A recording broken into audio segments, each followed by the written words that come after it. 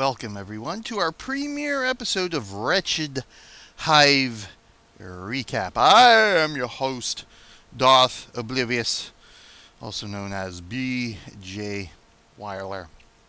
And what are we doing here? Well, this little ditty came to me as a result of doing Awesome Sauce for Games episode 14, in which we discussed the changes to Star Wars The Old Republic in Game Update 4.0.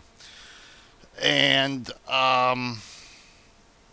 pretty much stemmed from that and the fact that on more than one occasion, people have said that the forums of Star Wars The Old Republic, also known as SWTOR, are almost worth the price of the monthly subscription in and of itself from the entertainment value that they bring. And I don't really disagree with that statement that it's almost worth $15 a month just to peruse the forums, which, I mean, to be honest, and it has been called the probably one of the most wretched hives of scum and villainy in the gaming world, and it has been almost the entire length of the game. So that's pretty much what this new series on the Real Millennium Group YouTube channel is going to undertake. And that's basically going through this Wretched Hive and just discussing some of the more interesting things, at least to me, that come up on the forums. So perhaps this will be a weekly segment, perhaps bi-weekly. I guess it all depends on just how lively and wretchedy, I guess you could say, the forums are. And as part of that, of course, for 2016, BioWare has put out a new goal for their live streaming, where they will do 2 live streams a month. One talks about basically the state of the game, the mechanics and all that, and the other one talks about the story of the game. So definitely in keeping with that, we will have episodes dedicated to the state of the game streams that they do, because if you have gone to the forums at all or are familiar with SWTOR in any little bit, you will have found that there's quite a disconnect between the state of the game as the developers BioWare sees it and the state of the game as the player base sees it and experiences it. So that's going to be one of my goals in these episodes, as we discuss the state of the game, which of course we're going to go through some forum stuff here in a bit. But since they just had a state of the game this past Friday, I think January 15th, we'll most certainly be discussing the initial outset of that. But without further ado, let's get on with a couple of these forum posts that have caught my attention. Some of it's going to be what we're going to be doing here is a little bit of a rehash from what we talked about Awesome Sauce for Games episode 14. Go ahead, take a look at that if you want some more background information and to further the discussions we will be having here. But regardless, let me go ahead and go here and highlight this first post that really stuck out at me a few days ago by Lord BDO, or something to that effect. Now this here is talking about level sync. This is the level sync needs an off button thread, which has been going on for a few months now, since basically level sync launched in October with 4.0. Now here, Lord B. Dido says level sync is fine as it is. An off button would kill its advantages, like world bosses being really a boss, mobs important for quests really being present, not being instanted by 165 running through Balmora, at least a small chance for a lower level player to beat a higher level on a planet. Now, this paragraph here, this statement, we actually did discuss some of the supposed problems in Awesome Sauce for Games, episode 14. One thing, of course, as I mentioned in that episode, yes, world bosses actually being group content. That's not above all, at all, a bad thing. That's initially what they were designed for. But some of the things I didn't go into in that episode is the fact that the problem with world bosses is that they are sort of antiquated mechanics here.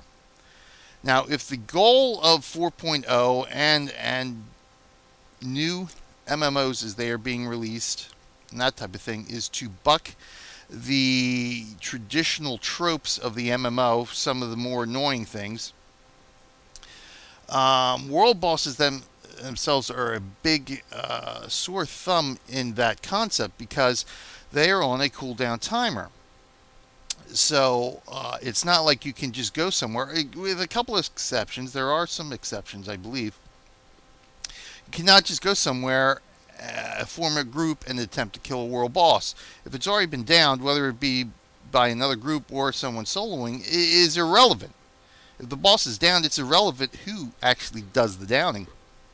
You have to wait a certain amount of time before it's up again. And that's not very conducive to casual or goal-oriented gameplay.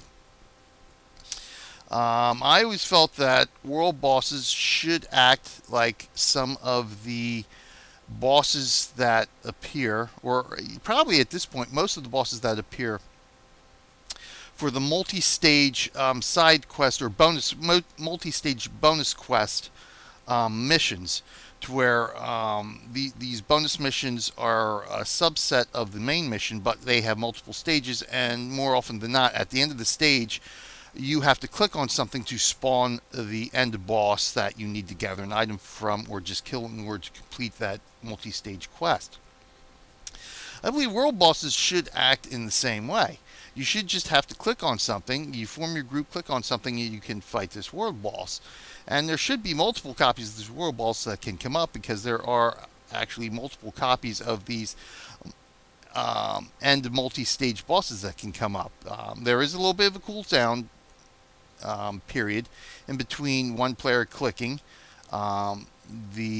interacting with whatever it is that they need to call up the boss, and the next player being able to do so. But it's only a few seconds. So world bosses should act in the same way. So that's part of the problem in and of itself. People soloing world bosses wouldn't be such an issue if they weren't on this antiquated, and I'm not against the usual tropes. There are a lot of games that play that have a lot of the usual tropes of MMOs. I quite enjoy them. This is one I particularly do not.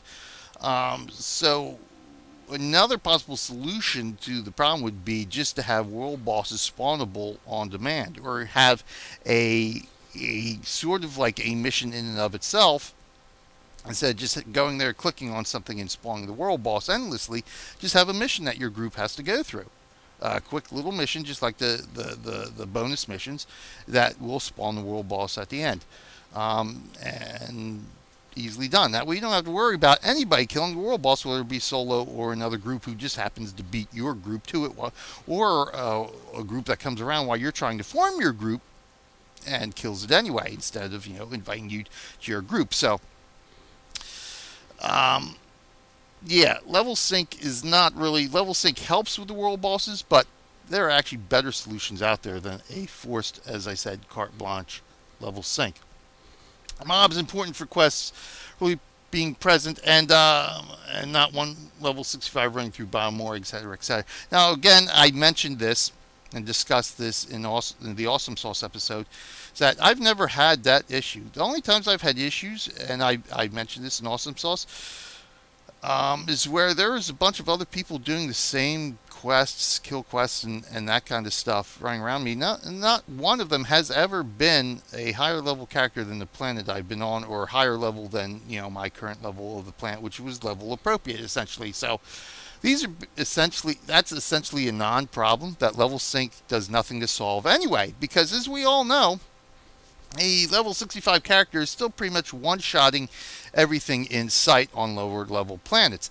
So if this was indeed a problem and if people really wanted to grief you, they still can with level sync on. Doesn't solve the problem there, Lord Beto, so use your head a little bit. There is no way it can work with an off button. Well, a completely asinine statement, because there are many, many, many other games where a level syncing or a down leveling feature works perfectly fine as an optional feature, and in fact works great as an optional feature. So yes, it can work with an off button. And again, because this guy really has no leg to stand on for, with his statements, always has to throw in, well, it was stated by Eric Musco somewhere that there are no plans to change level sync, and I hope they stick to that at least this time. Well, that's a very good, important point, at least this time, because the devs have said myriads of things that they have later gone back on and changed as necessary. So just because the dev states something doesn't mean it is set in stone. So that's a completely asinine statement that, really didn't need to be stated at all, because it just makes yourself look even more asinine than you already are. And here's the real clincher here, this last sentence here. There's a total bunch of much more important things to do than doing some on-off sync, which would bring more bugs to the game. Well, yeah, I do agree that there are a lot of important things that they need to be doing with this game. An on-off button. In fact, doing level sync probably was not high on the list to begin with. But the last part of the sentence here is the real clincher here, which would bring more bugs to the game. So what Lord BD is implying is that we should change nothing in this game, because if it brings more, doing anything, if we do change, if the devs change something, there's probably going to be bugs. So we shouldn't do it, because you know what? Who needs more bugs in the game? Well, you're right, Lord BD. So there should be absolutely no further development in this game. As a matter of fact, they should completely cancel Chapter 10, or was it? Chapter 10, Anarchy in Paradise, because I am willing to bet the farm that once that's released, there's going to be some bugs in the game that stemming from that release, and probably bugs in the mission itself. So, they probably should not release any more story content, any more episodes, because, gosh darn it, if one of them introduces bugs to the game, that's just not good. Not good at all. What a completely stupid, idiotic, asinine statement. And stuff like this is why gamers get no respect, because of completely stupid, illogical, unthinking statements such as this. Seriously. Does nobody think? Does nobody engage any logical brain power before making a statement which would bring more bugs to the game? I mean, seriously. That says it all right there. So we should halt all development for all games right now, because bugs. Brilliant thinking there, Lord Abidu. Brilliant. I'm glad you're here on the forums to help us think through these issues. Next, anyway, we have here, Resident White Knight Surfix. Again, talking about level sync here, you can go on what planet you want to get XP and reap the rewards regardless of what level you are. There's more freedom to do things now. It's great. It's here to stay, and now a part of the game now. It's amazing. Wow, this almost sounds like an infomercial I'm reading. Amazing. I do agree that, yes, there's more. Well, let me get to that. It's great. Well, level sync as a concept, downloading as a concept, yes, that is great indeed. And as I just mentioned, there are great many games that employ it, and games in the past, such as City of Heroes, that employed it to great effect. And surprisingly enough, it was an optional feature. It wasn't carte blanche. Mandatory wherever you went. Amazing. And it was great. It was more than great in those games. So, yeah. Anyway, you can go on what planet you want to get XP and reap the rewards. No. No, you cannot. If you're level 65, you don't get XP to begin with. But that's really neither here nor there. No, Sarfux, you cannot go on what planet you want and get XP and reap the rewards. Because you see, you're sort of stuck in the tutorial until you get your spaceship. So you've got to go through the two starter planets, the basically the tutorial planet and then the capital planet, before you can go anywhere else in the galaxy, Mr. Sarfix. So no, you cannot go wherever you want in the galaxy and reap the rewards. And even after you get your spaceship, you cannot do that because you see, as we mentioned in Awesome Sauce for Games, episode 14, it only works one way. There is no up level, it's only down level. So if I just happen to love McKeb as a player, and I just want to go and play on McKeb, sorry, once I get my spaceship off of Coruscant, I can't do that. I can't just rush through the storyline content, get my spaceship, and then pop off wherever I want in the galaxy to get XP and reap the rewards. No, because I'm not up-leveled. I can't go to a higher-level planet and play those planets and quests and missions because they're still level-locked to begin with. And that Imperial Trooper that's on McKeb, that I finally worked myself up and was able to defeat on, say, Korriban or Dromund Kaas, I was able to defeat there. Because after all, like I mentioned, it's like, shouldn't an Imperial Trooper on Dromund Kaas have the same training and be the same type of threat, whether he be on Dromund Kaas and McKeb? So shouldn't I be able to go to McKeb and defeat that Imperial Trooper if I can defeat him on Dromund Kaas? No, it doesn't work that way. So no, there is not more freedom to do things now. There's more freedom to be able to stay on Tython as a Jedi Knight and go from 1 to level 65 if you just enjoy grinding your brains out on killing mobs forever in perpetuity. There's more freedom to grind things now. Yes, indeed, I'll agree with that. But there's not inherently more freedom to do things now than there was before level sync. And there is certainly not more freedom to do things now than if level sync was actually optional. There would be a lot more freedom if level sync was optional. Again, in keeping with, as I mentioned, Awesome Sauce, under circumstances having it mandatory, such as for world bosses. Or to have the higher rewards for the heroics. If you want to play heroics vanilla, have the vanilla rewards. If you want to play them synced, play them synced. I would be more than happy to run, and the same with flashpoints, I would be more than happy to run the Esleys and Black Talon under this new system because I enjoy those, but I also want that option for when I feel like it to run back as an over-level character and get the vanilla rewards for doing it as an over-level character. I have no problem with getting the vanilla rewards for it, but I want that option to be able to face roll that when I want to, and I want the option to be able to go in there and play it at the challenging mode with level sync on. So there is not more freedom, I will grant you that. So now it's not really all that amazing. It's amazing if it's implemented correctly, and however, unfortunately, it is not implemented correctly here.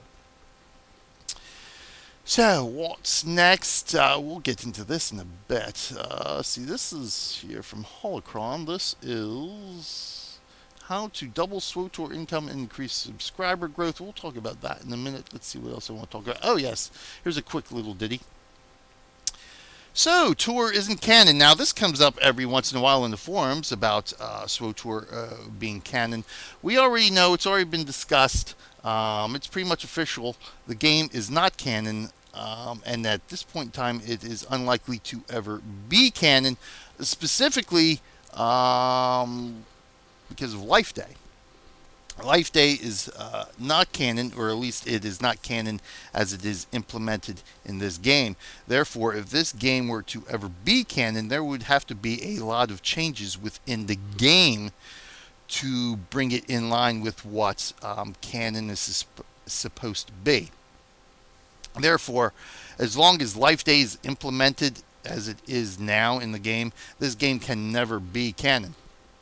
But this is more of a general comment about Disney is fine stealing everything from the EU, even though they nuked it prior to the Force Awakens being released, and actually during the early development of the Force Awakens. Starting to annoy me that Disney are just gutting things from KOTOR and TOR, and yet they are willing to acknowledge that the story is and design that Bioware is good enough to remain canon. No, it's not actually good enough to remain canon. I mean, it's good enough, but like I said, there's a lot of things that would need to change if it were really to be good to canon.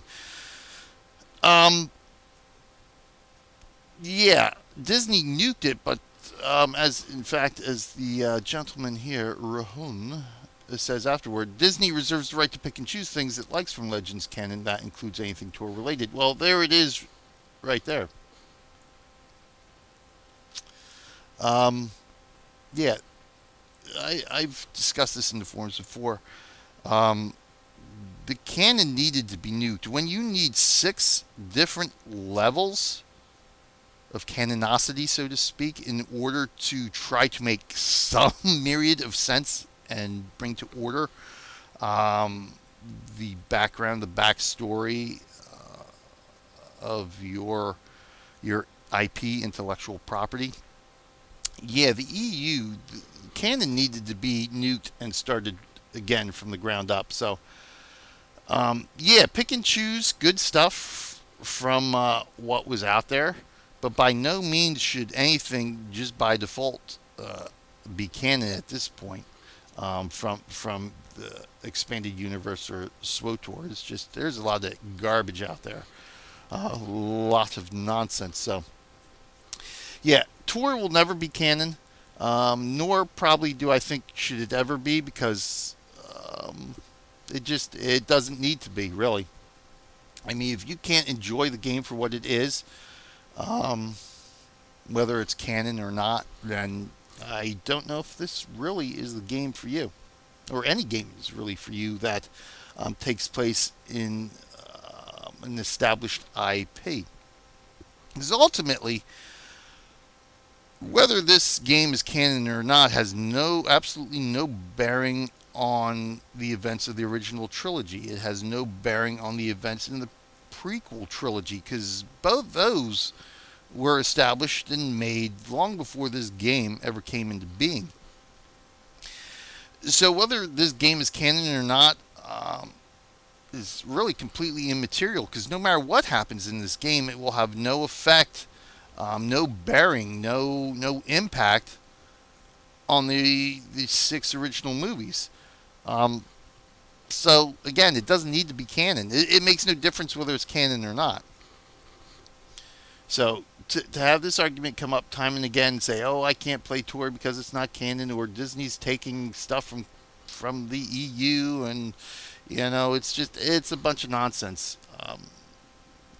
The canonicity of the IP is in a much better state now because of what Disney did. And I've said this before. Even George said what happens in the EU happens in a separate universe from his own. So he never really considered the EU official canon. Even George himself took stuff for the prequel trilogy that came up, was invented out of the expanded universe.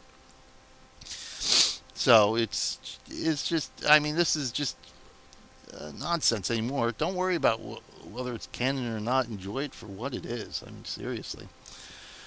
See, what else have we got going on here? Ah, yes, the solution to the game is too easy crisis. I go Swiss Bob, quite a long post he has here, detailing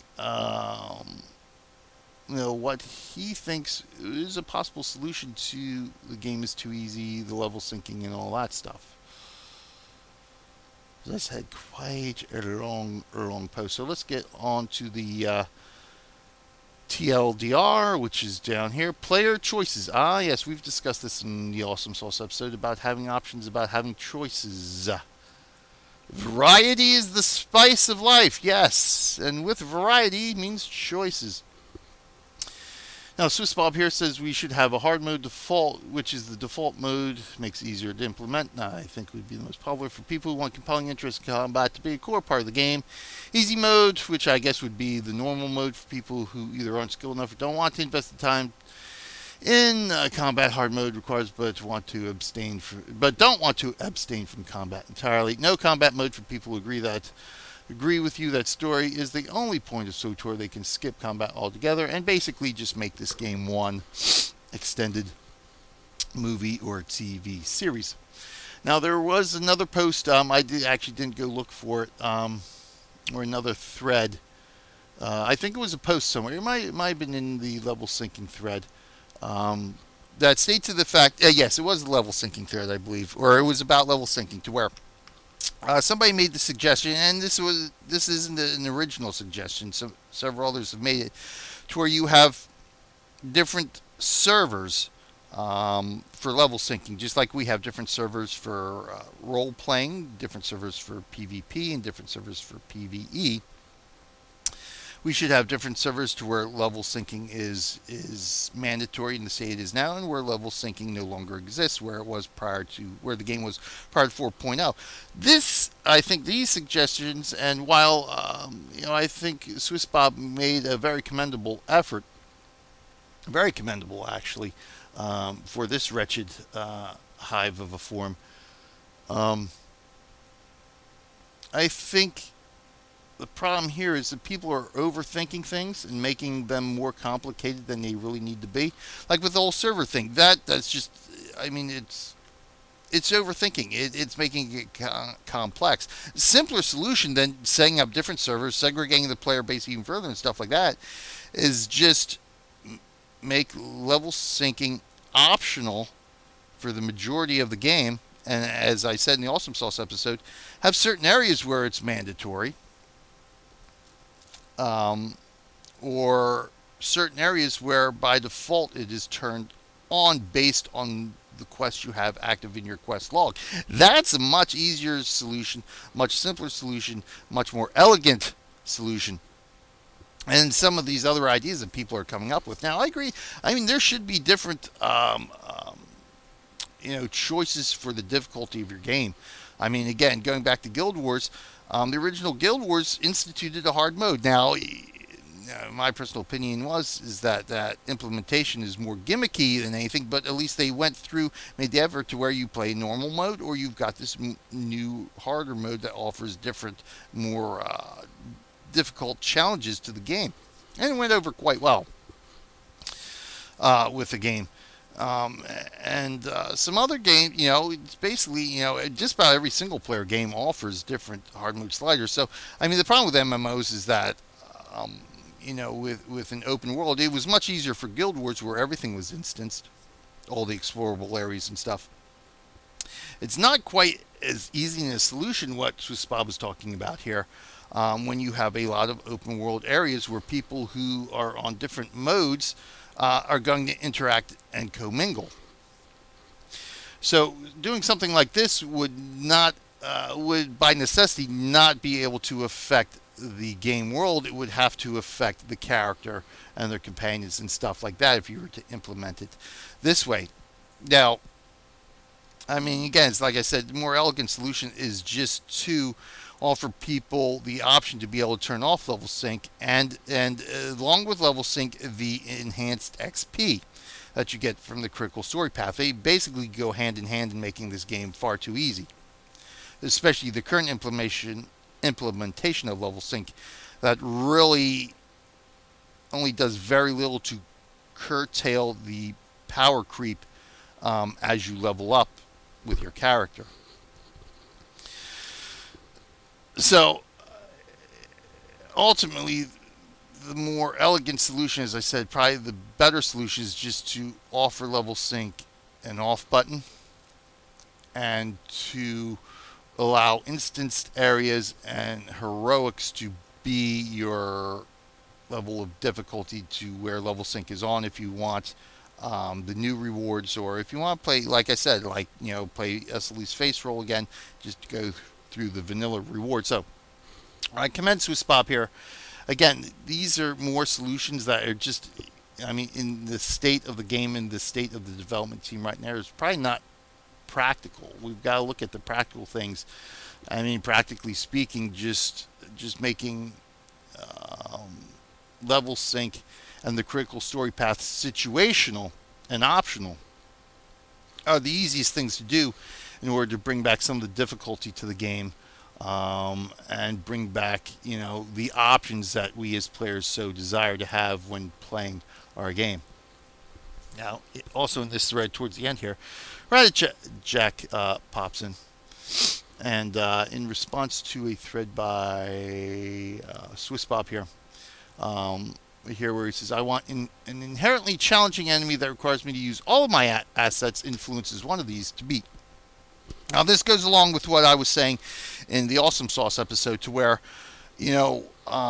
the post that Lord Artemis had made to suggest to doing some of these artificial methods to increasing the difficulty of the game is essentially, in order to do so, you basically ignore or skip or pass over 90% of the content that this game offers.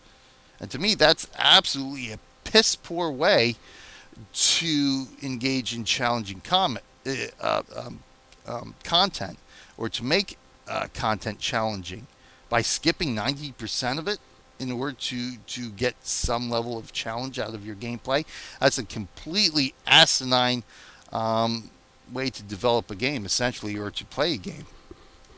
So what Swiss Bob is here is saying is, like, I want an inherently challenging enemy that requires me to use everything that the game offers. Companions, presents, buffs, whatever. It's not that I secretly want easy mode and just twirling my super villain mustache over here while I troll with a thread I've dedicated hours of my time to advocates for a way for me to avoid easy mode. Is that I want an inherently challenging enemy that I don't have to forsake entire game systems just to make challenging. So I'll say once again, I want an inherently challenging adversary whom I have to use all my assets, companion influence included, to triumph over, which is essentially what I said in the Awesome Sauce episode. It's give us something to challenge us with everything that you've already put in the game. Let us use 100% of the game and give us things that challenge us within that. But of course, Rajak comes on and says, correct me if I'm wrong, but it sounds like you want the devs to redesign the game so that you don't have to be handicapped. And inconvenience was likely the majority of the players to salve your psyche. Well, how would that be inconveniencing the players if this is an option? Right now, level sync is inconveniencing everybody. If it was an option, it would not be an inconvenience to anybody. While making the mobs tougher so you don't have to handicap yourself might make the game more engaging for you and other hardcore players, the inconvenience would also likely make the game much less engaging and enjoyable for the majority. I agree with that, which is why you do it in such a way that it doesn't inconvenience everybody. And we've already have things like that in game, like instance story areas, instance zones, instance heroic areas. Hell, every flashpoint is an instanced area. So there's perfectly easy and logical ways to be able to do that wouldn't inconvenience everybody and still offer the challenge that Swiss Bob and many, many others would like to have. Is your psyche really worth inconveniencing the majority? Well, is it really the majority? And why should what other people want inconvenience what some other people want? Here we go again with completely asinine statements. Is like, well, my opinion is, or my gameplay is more important than your gameplay. No, your gameplay is more important than her gameplay.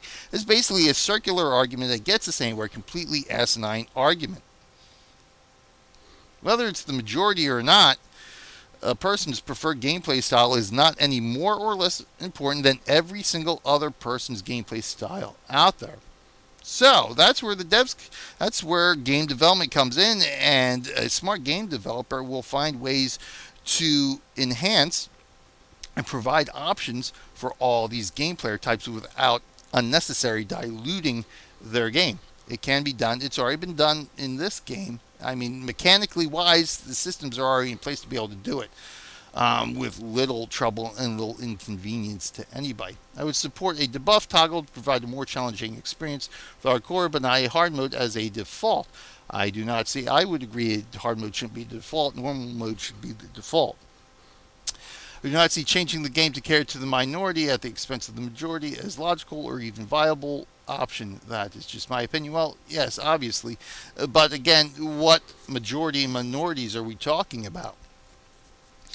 Again, yes, PvPers, hardcore raiders, yes, they are the majority of your typical MMO player base. But so are interior designers. They're not a majority of players.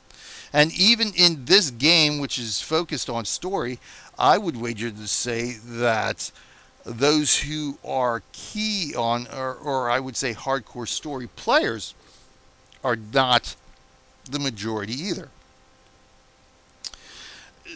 So we've seen in the 4-year lifespan of this game a lot of catering to minorities already. So why should this be?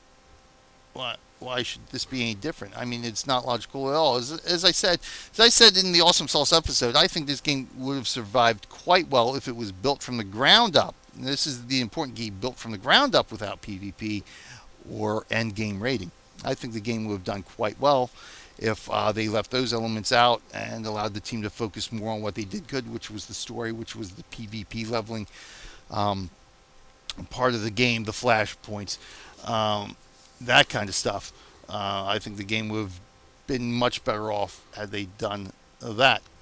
But that being said, PvPers, hardcore raiders, all these minority groups separately may not seem like a lot, but if you take them all together, they still play a very important part of this player base. So don't dismiss this hardcore element just because they are just one of many, many minority elements of the player base of this game. That's really not doing justice to the player base or the game itself by taking this kind of attitude. Now, here we go. You know what? I might say this just before I discuss the live stream. So let's go with this relatively new one here. How to double SWTOR income and increase the subscriber growth by form regular holocron. So holocron's idea is a new op every 4 months. Restore the Nightmare Operation Ops 2. 1 to 3 new faction points every year, a new war zone every 4 months, new dynamic PvP events, continued episodic story content, new theme park bug fixes every patch. So basically a whole bunch of stuff that every single minority group of this game wants to have, essentially. Now, while this is a good ideal to want, I don't think it's very practical, even if the team wasn't a bare bones team, as many people believe the dev team in Austin is at this point. A new op every 4 months, I just don't see that as happening. A new war zone every 4 months, I just don't see that as being practical. I think if we had one every 6 to 7 months, I think would be a little bit more doable, would be a little bit more easy and practical. That's the word I'm looking for, practical. So basically 2 new ops, 2 new war zones every month, or every year, I should say. I think that is more doable than what he says here. But basically this is all stuff that everybody's been asking for. Will it necessarily increase revenue? Who knows? Increase subscriber growth? Who knows? But all in all, this is basically what the entire player base has been asking for the 4 years of the game. So nothing really new here, but it's just a nice little handy-dandy list. Life Day once a year, expand new elements each year. Yeah, well, it's, once a year. I mean, some of the special events, yes. Life Day I could do without. It's complete garbage. Never should have been introduced to begin with. But these unique events, I think, are more befitting to the game and the Star Wars universe. So I would certainly agree with having these events return on a regular basis. Enhance the game. Certainly new mini games would be nice. Convert more from cartel market to mission drop rewards. I don't know if I necessarily agree with this, because cartel market is basically the bread and butter of what keeps this game funded at this point in time. Subscriptions are not going to do it alone, and this new path that BioWare is taking to basically force this back into a subscription model is not really going to do it. Hence why, of course, they have to come up with these special subscriber rewards now, because they know the way the game is currently designed, there's no way they're going to be able to keep subscriptions at a regular basis. So it's got to be the cartel market. Because ultimately, beauty's in the eye of the beholder. There's a lot of cartel market stuff that I think is just pure ugly that people seem to think is good as sliced bread or something. It doesn't make sense to me. There's a lot of things that I actually like in mission drop rewards that are unfortunately have been removed thanks to the changes. But yeah, do I think there should be more in-game rewards offered? Yes, I don't think it should be diverted from the cartel market. I think it should be more of a 50-50 thing. It should be equal. Just as much stuff being added to the CM should be added into the game as rewards. Remove expertise completely. Yeah, I would have to agree with that. I mean, PvP has been botched pretty much since day one. Plenty of barriers of entry, this kind of stuff. Expertise, while as a concept, I think is good. Again, the implementation of expertise and bolster in this game just hasn't really, I think, done the justice to PvP that needs to be done. So I think a complete revamp to the expertise and bolster system is really needed for PvP, where people can just go into PvP and be competitive. Perhaps do something similar to what some other games, including Guild Wars, have done, is having a codex type PvP system, to where you basically get to pick and choose from templates of archetypes of classes and that kind of stuff, and sort of level the playing base, almost like stock car racing, where the theory is where all the cars are equal, and it's just the driver and pit's crew's skills that determine the outcome. Sort of make PvP like that, to where you have a set template of gear, set template of archetypes of the classes that you choose from when you go into PvP combat, and let your skill with using those archetypes and templates be the deciding factor, instead of all this myriad of stuff that only complicates the matter. But again, it's a good. This is a good discussion to have here in the forums. One that hopefully, along with the others we've discussed here, and we'll continue to discuss, that BioWare takes to heart and actually, starts considering with the player base, because the important thing is to make sure this game improves, and to avoid the mistakes that they have made with 4.0 and some of the other things in the past. So, well done, the Holocron, for getting a discussion going on some of that stuff there.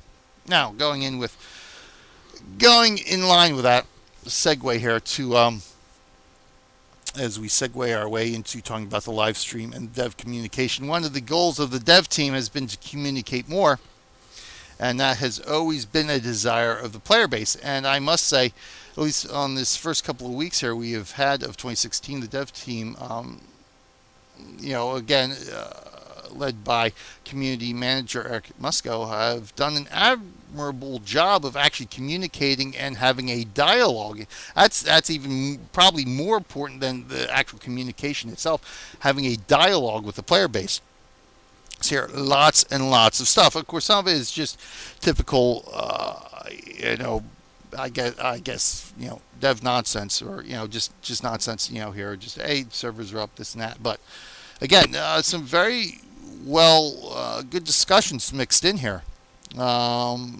Things looking for feedback from the player base, things engaging the player base in discussion on how to improve certain systems in the game, and how to develop some of the things they've talked about in the live stream, which we will get to.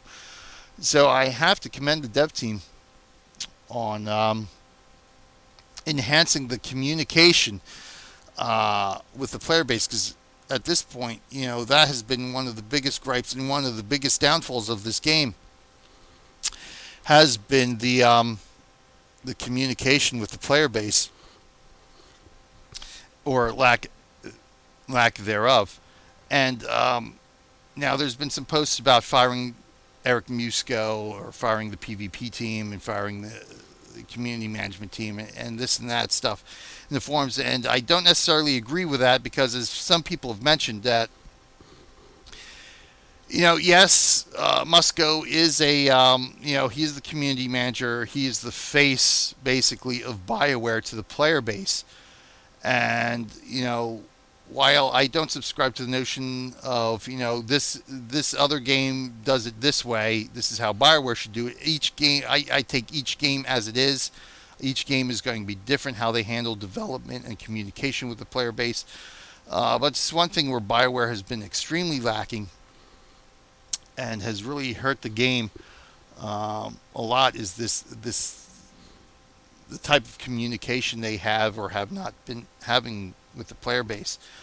And it's not entirely Musco's fault, because I think it's very poignant to look back at one of these Cantina events where I think this was one shortly before the launch of Knights of the Fallen Empire, where it was clear that there were some things they wanted to discuss with the people at that Cantina event, but there was a select group or persons there that quite clearly had control of the information that was going to be released at that Cantina event.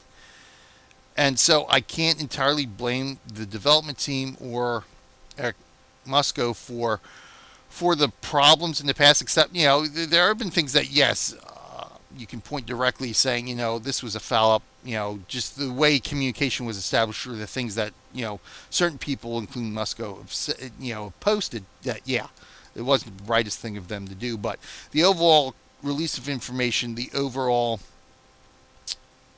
cater or type of communication that BioWare has had in the last 4 years, I can't entirely fault the dev team for. This obviously is the result of the marketing team, the PR team, stifling what would normally, in any other game, you would see a lot of the stuff that BioWare can't talk about being discussed regularly in other games. But because of, essentially this is stemming from the influence of EA, and pretty much probably the PR team, the marketing team, are not BioWare, but EA specific teams.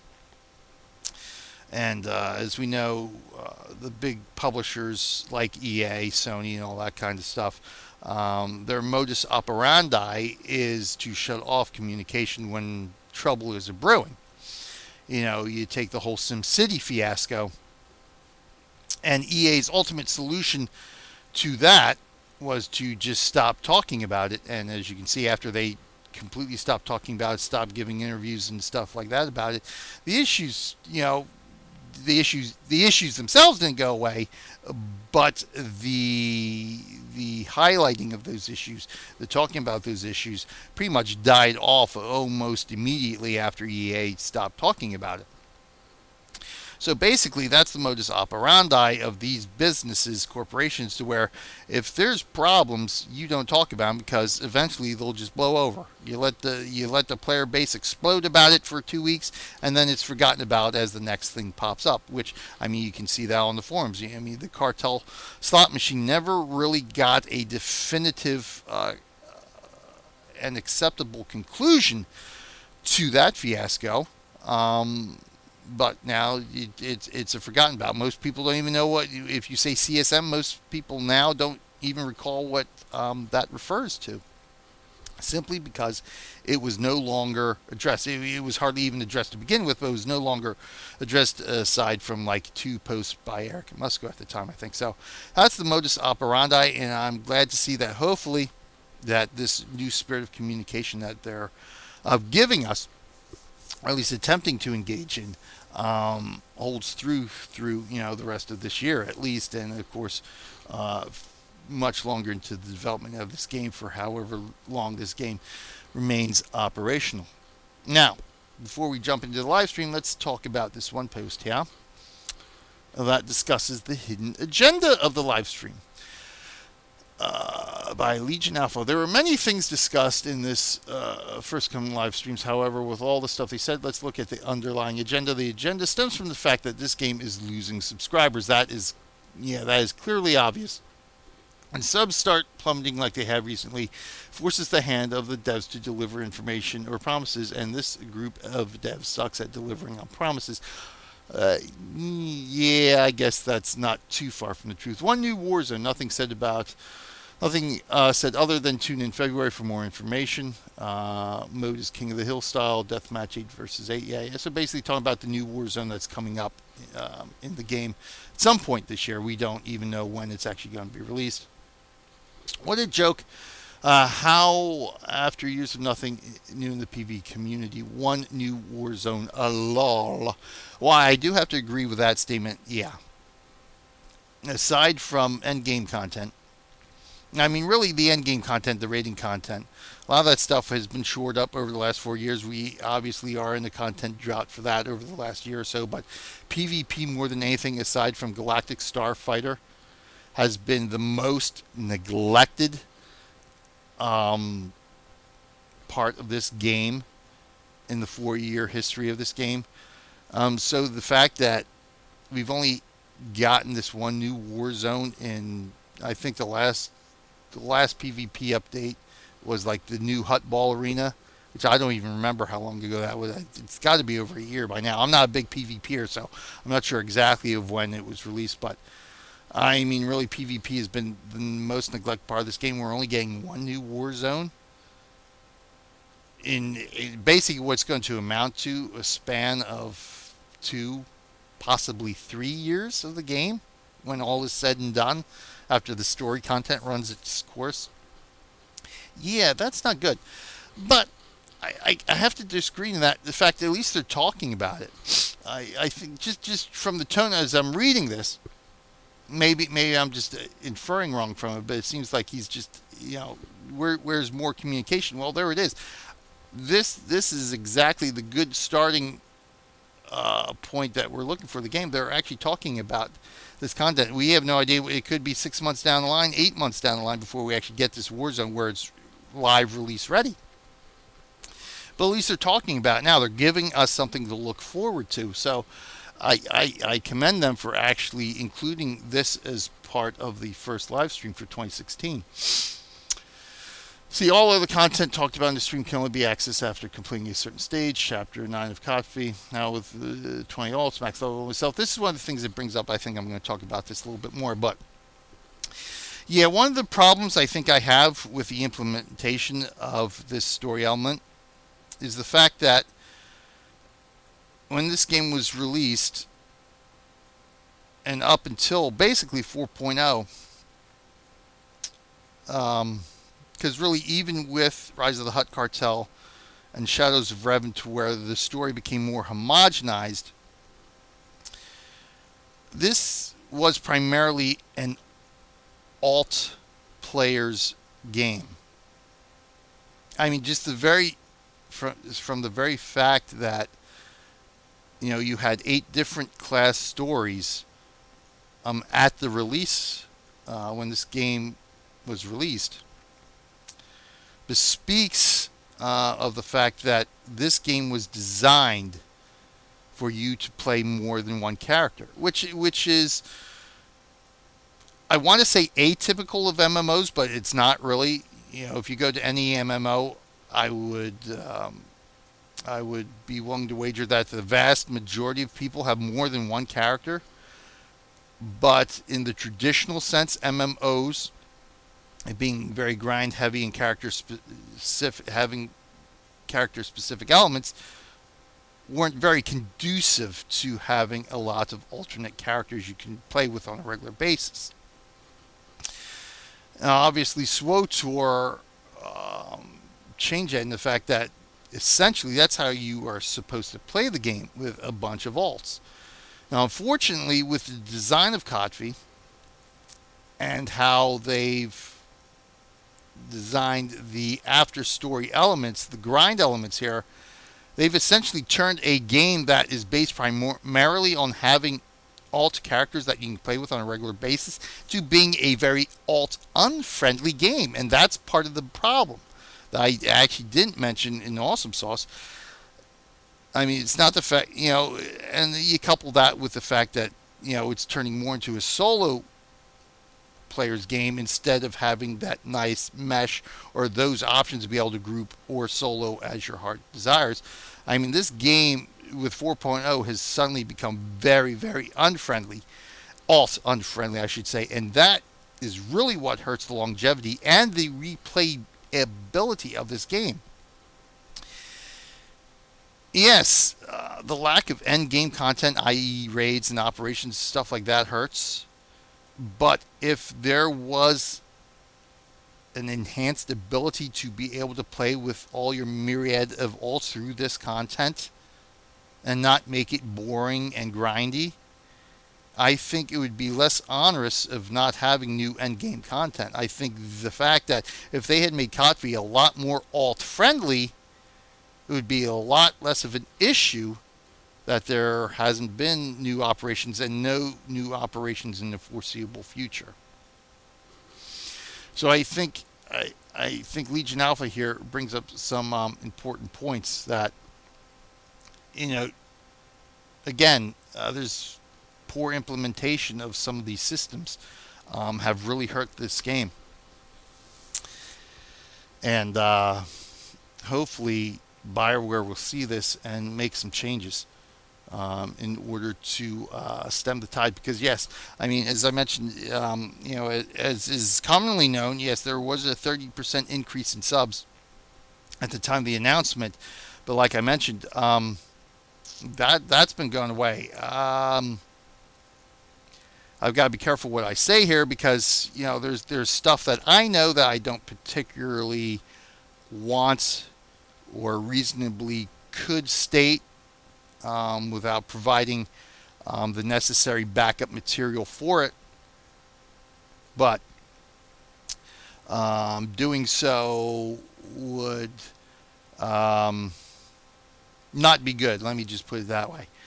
So it's stuff I avoided saying in Awesome Sauce, and I think it's stuff I'm going to avoid saying here. But logically speaking, if you look at the trends of what's been going on, look at the trends that just make sense, or the trends that would make sense based on some certain announcements they've made here, that yes, that 30% is no longer viable,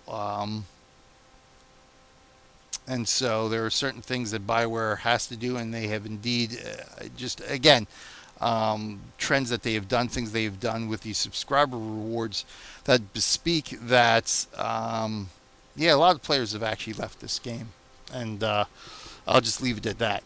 I mean, that's not to say the game is dying or anything, but again, it does not leave the player base in a completely healthy state. And again, the way they have arranged this story content and the paywalls and that kind of stuff, the way they've made it work along with the subscription options isn't really conducive to maintaining a subscription in the game, and that's part of the problem. So we will get on now with the Twitch broadcast and discuss the state of the game as I bring this out. Do this, do. And we'll get on with the state of the galaxy.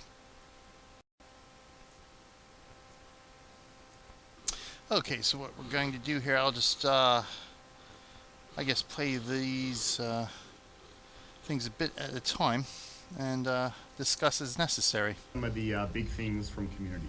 So the first one is group content. So we did make a post on the forums, but just kind of wanted to give an outline of where we feel we're at with that, and things we think about as we look into the future. So as we thought about Knights of the Fallen Empire, we really wanted to make sure there was relevant group content as part of this latest expansion. And we realized that in the last 4 years that SWTOR's been out, we've added a lot of group content to the game, a lot of really fun group content. And we looked at the current active players, and we realized a lot of these people hadn't really had a chance to experience that content because as part of Shadow of Revan, it had now become outdated. Correct. So the big thing we wanted to focus on Knights of the Fallen Empire was to take all of that content and make it relevant again. So, we have our 50 operation bosses that are now relevant at max level. We have our 30 flashpoints that all have 3 bosses each. Yep. Plus adding Star Fortress. At max level. Plus, we added Star Fortress, some new content. So we wanted to do something new as something at least for 4 players or up to 4 players through Star Fortress. And we revamped heroics to be relevant at all levels, hoping that the fastest way to get through them is to grab a couple of people and go and do it. Right. Okay, let's take that into consideration. So yeah, I agree with that. And as I stated on the forums after the announcement of Kotvi, and this whole thing started blowing up about the operations and this kind of stuff. I think what they did with the operations, I think what they did with the flashpoints and the heroics is a good thing. I think it was necessary, just like they said here, to make that content relevant and continue to be relevant regardless of any level cap increases. I think that is a good idea, and I think that should have probably been the focus a long time ago, to be able to make that content replayable, and hence one of those things to where level syncing or that kind of system is, yes, extremely beneficial, but again, it has to be implemented correctly. So yes, I think that's a good idea, and I think the lack of new operations, aside from what they said, Star Fortress, attests to the fact that, yeah, it sort of makes sense because it is, I'm sure it was a task for the operations team to be able to do that. So, yes, is it good that there's been no new operations for as long as it has been? Well, I think the main crux of the issue is that, well, we haven't had a new operation for some time before Kotvi. So if there was a semi-recent, at least, operation prior to the launch of Kotvi, I think the fact that we won't see anything completely new along that terms for the foreseeable future just makes that worse. I think it would have been better received if there was at least had been a recent new operation for people to play through, and then the announcement, hey, we're going to revamp how the levels, we're going to revamp the leveling system, that kind of stuff, to make these operations continue to be relevant, to make them playable and challenging regardless of your max level. And then, go on the path they've gone now.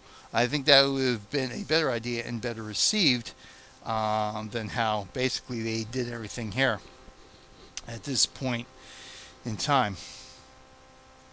So I think for a lot of people who didn't get to experience all of that content when it was originally relevant, like this was a great way for them to get invested into that group content and experience it at a relevant point in time. Sure. Now, I think as we move forward, there are some people who did play all that content when it was relevant. And I think right now, those people are kind of saying, hey, I've been around this whole time, like I would like to have some new stuff. Right. And I think that's a very fair point. Yep. So while at this point, I unfortunately don't have anything to announce or talk about, the only thing I just wanted to say is, we do believe group content is a really important part of this game. And while story and cinematic storytelling is absolutely our focus, we still want to find ways to add new group content to the game. Sure.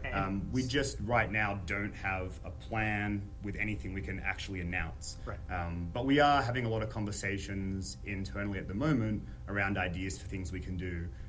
And that could mean anything from we do all the things to none of the things, and most likely somewhere in between. Sure. So I don't want anyone to take away the wrong impression from what that means, outside of we're just talking about it. And as soon as we can give actual details, we will.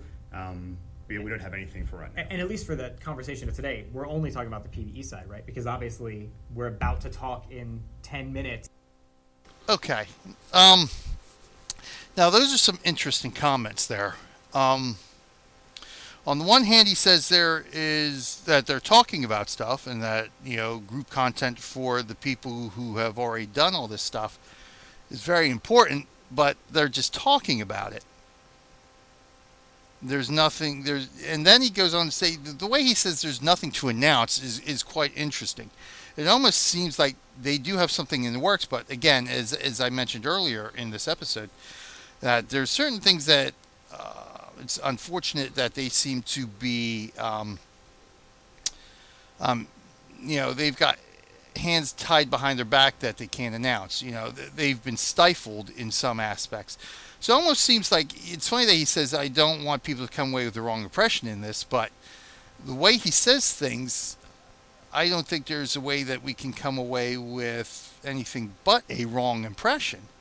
Because on the one hand, he says, and the way he says this, there's nothing we can announce. As soon as we have something, we will announce it. We'll talk about it. And then he says, well, we're in the discussions about how we're going to make this new group content work. What's it going to involve? So it almost seems like he's saying, it almost seems like to give the impression, yeah, there's something there we just can't talk about. But then, the other stuff he says, like, it seems like, well, they had no plans whatsoever for endgame content beyond what we've gotten, thus far outside of the chapters, which is a bad thing, because part of their reasoning for making all the content relevant, and it could just be my memories fading or anything like this, but it seemed to me that whole discussion, that whole fury, that whole blow up, that all that stuff surrounding about the revamp of the operations and all that stuff was to make new operations more viable and to make them better. And the way they phrased everything around those initial announcements was that, new operations are coming sooner rather than later. And they ultimately gave the impression that, after they had the initial story content done, that was something they were actively working on, or at least in the preliminary stages of working on at least a new operation. And now you take these statements, and it seems like, well, that was essentially what it boils down to, is that the initial statements were nothing but things to pacify the player base and keep people subscribed, which I think is the most important thing to remember, and about that hidden agenda, which, we'll get into, or maybe I'll get into it now. It's stuff I sort of hinted at in Awesome Sauce, but basically the hidden agenda is to make sure that the game has enough subscribers at the time the quarterly statements come out, to make basically themselves look good and make EA look good. So essentially, if you take everything into consideration that's gone on in the last 6 or so months, everything they've done is to ensure that they get the maximum number of subscribers and keep as many people subscribing as they possibly can. Because as they said themselves, subscribers are the primary purchasers of the cartel market. So a subscriber spends more in the cartel market than a free-to-play or a premium player. So it's very important to them that they keep as many subscribers as possible. And I think it's a bit disingenuous on their part to have announcements such as they did, and the way they did with Kotfi, to essentially keep people subscribing, even though the content they are currently subscribing for and waiting for with their subscription is not even in the game plan at the time. They're telling you it's actually being, it's in the game plan when it's really not. So I think that's a bit disingenuous, and I think, that's part of the communication problems, but yeah, I think, well, take that as you will. Let's just leave it at that. A little bit more about the PvP side, which we are releasing new group content, Yep. right? So it's not yes, on one side maybe there isn't something to announce today, but on the other side there is. So. Yeah. So another issue that came up recently, we had a lot of issues with the GTN, or Galactic Trade Network search. Yep. As of yesterday, I believe all those problems are solved. I don't know if you want to outline real quick. So one of the great that people had pointed out that this had been going on. It seemed like since Fallen Empire had launched, and we kind of had a hard time nailing down exactly what was going on. We think we got to the bottom of it, and then funny enough, yesterday morning we asked. I think it was yesterday or Tuesday. We asked you guys for information and helping us gather information on what you were seeing on your side, why GTN search wasn't working. And we got a lot of great information from you guys. It allowed us to isolate fairly quickly, actually, what was going on because we needed live servers to find this information, and we were able to get it addressed at the end of the day yesterday. So absolutely, thank you guys. Just to reiterate that, thank you. Really appreciate when you guys help us out trying to solve a problem. It makes a big difference, so thank you. Yep. So events, we had some issues throughout December and the holiday period with some of our events. So to try and make up for those issues, we plan to run them again in January. Yep. I think we've released all this information. It is out on the website, but just to kind of summarize what's going on. So right now, the GRE event is running from January 12th through January 19th. Okay, be that as it may. Like he said, like Ben said, this stuff they actually put out on the forums. So this is basically just a rehash of that information.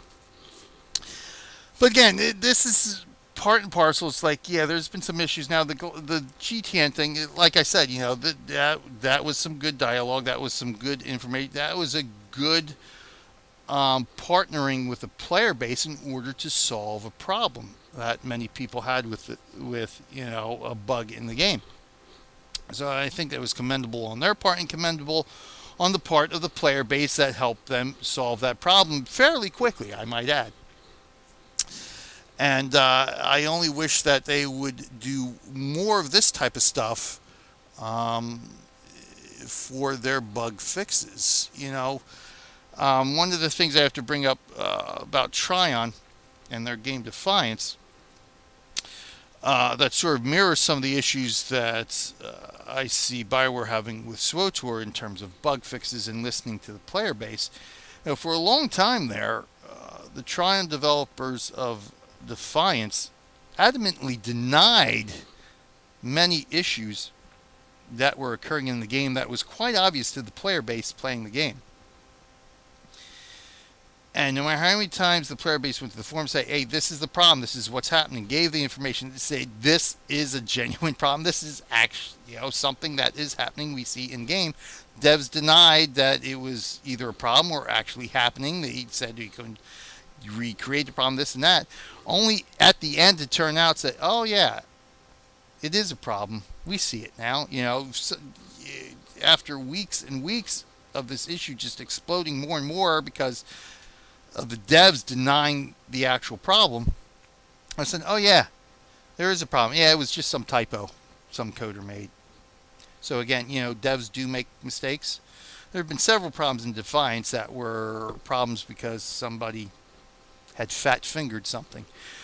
So for anyone to take umbrage with my comments that devs do not make mistakes, or that devs make mistakes all the time in games, and that some of the implementations here in 4.0 are mistakes, well, there are some quite, you go to any developer, you will find plenty of mistakes. And, some of these developers, I actually credit Tryon with admitting their mistakes and fixing it, but being the bigger man, so to speak, and actually admitting, yeah, we effed this up, we're sorry, we're fixing it. I mean, that kind of stuff goes a long way to keeping your customers happy, essentially. But again, here, this kind of stuff, I mean, ultimately, the GTN may be a little bit bigger, but the events, just things that, this stuff shouldn't have been problems. This stuff shouldn't even be discussed to the length it is. And the fact that these are the things that they're talking about in the State of the Galaxy when there are more hot button topics at this point being discussed, like level sync, like companion difficulty and utility, like the difficulty and in the game itself. Some of these forum posts that we've already gone through. And again, here they are talking about the problem with the guild conquest rewards, just another bug that it's already been resolved, and those things are being out. Stuff relatively minor to the overall consensus that has divided the player base right now. The player base is much more divided over this thing of level syncing and the ease or difficulty and the casualness of the game, the group content and the solo content, which of course they addressed it a little bit here, but again, essentially what it boils down to is that we've made the old stuff viable, but essentially there's nothing new in the works anytime soon for group content. That's not good. That is definitely not a good thing at all. To share here, outside of just acknowledging that we absolutely realize there's been a lot of feedback around cartel markets, pack structure over the last couple of months since Knights of the Fallen Empire launched. I don't have anything to share with you right now, but we are committed to, within the next 2 weeks, doing a forum post that outlines some changes that are coming with cartel market and pack structure. So you should see that in a couple of weeks. I wish I had the info now. We just haven't quite worked out the finer details of some of those points, so we'll have that in a couple of weeks. Any of you guys that have been following along with that stuff, like we had kind of addressed, like bronze, silver, gold packs that came off the market and gone back on, and there was kind of changes being made to packs as we were going along. So there's some more changes coming. I think are really cool actually, but we'll be talking about those soon, just kind of nailing down exactly how to explain what's going to be changing. So. And here we go. Like I said, the cartel market is important, but for this to basically this non-information essentially, because there's nothing really relevant that they've provided to us about the cartel market, except that there's more information coming. And guess what? It's really cool. When have we heard that before? But essentially, for this to be even a topic at this point in time, as a live stream over and above the things I just mentioned. Again, it's softball issues essentially.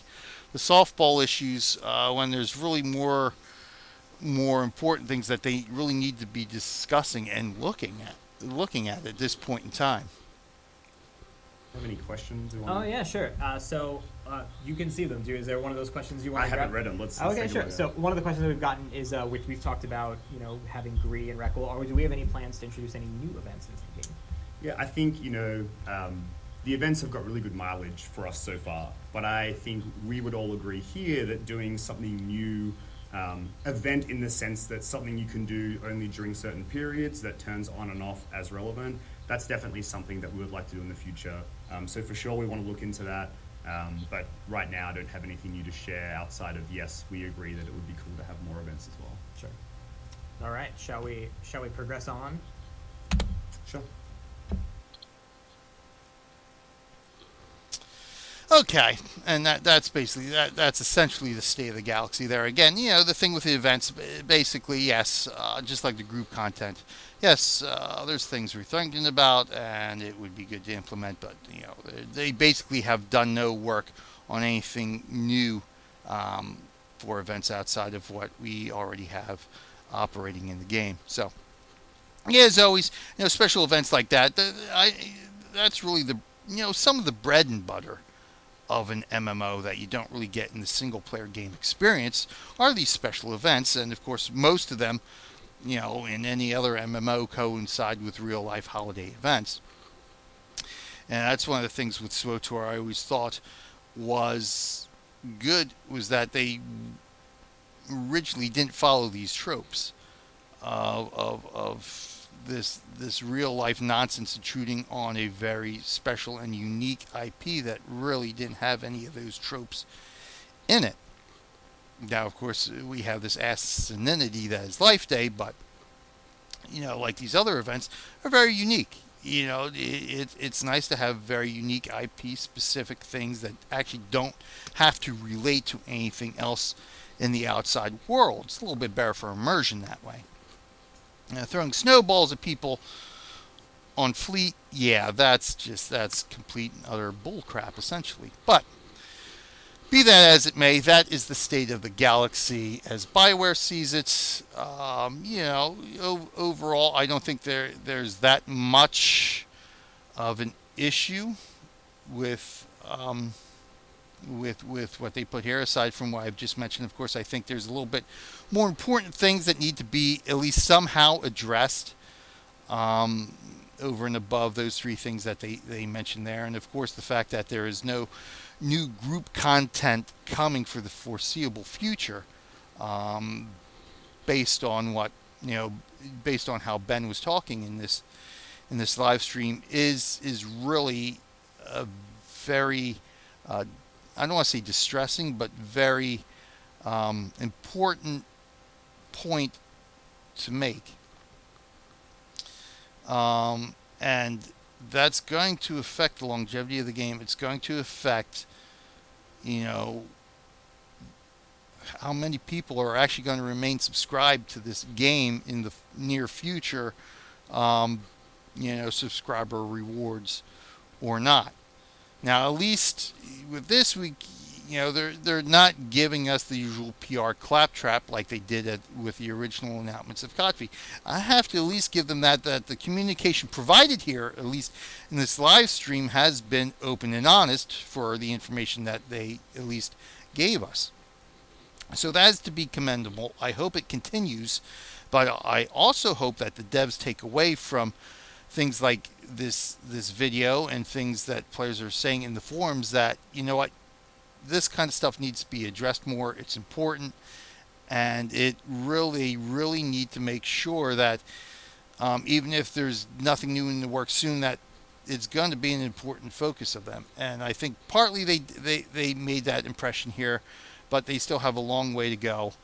And we'll basically see how things turn out in a month when they have their next live stream about the state of the game and that kind of stuff, and see where the state of the game is a month from now. So I think that does it for this premiere episode. Thank you everybody for watching. I hope everybody got some useful information, or made some use. We'll get some use out of this, even if it's just to think about some of the issues I and others have raised here and on the forums. And let's keep the discussion going, because ultimately, telling people to quit playing the game if they don't enjoy it, or to just live with how the game is, without trying to make suggestions on how to improve it, that's not really the way to go.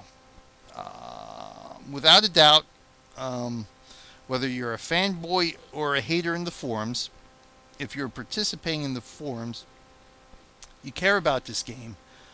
And that really is the important thing, that regardless of how the message is presented, everyone here who is presenting their message, or at least most of the people, of course we know the obvious trolls that are out there, but for the most part, everyone that is there presenting their message cares about this game, enjoys a great part of this game, and only wants to see it improve. That's the important thing to remember here. We all want this game to get better, and hopefully BioWare will take to heart a lot of the stuff that people are complaining about, and understand that giving us those options, giving us the content that we're looking for, will only make this game better in the long run. But we'll save more of that discussion for next time. I've gone on long enough. If you've got your own opinions, if you got your own discussion you want to make, you can leave a comment here on the comment section for this video, or hey, let's take it to the forums. After all, that's the Wretched Hive we are recapping. So until next time, I will see you in game. I will see you in the forums. And this is Darth Oblivia saying, thanks for watching, and enjoy the rest of your day.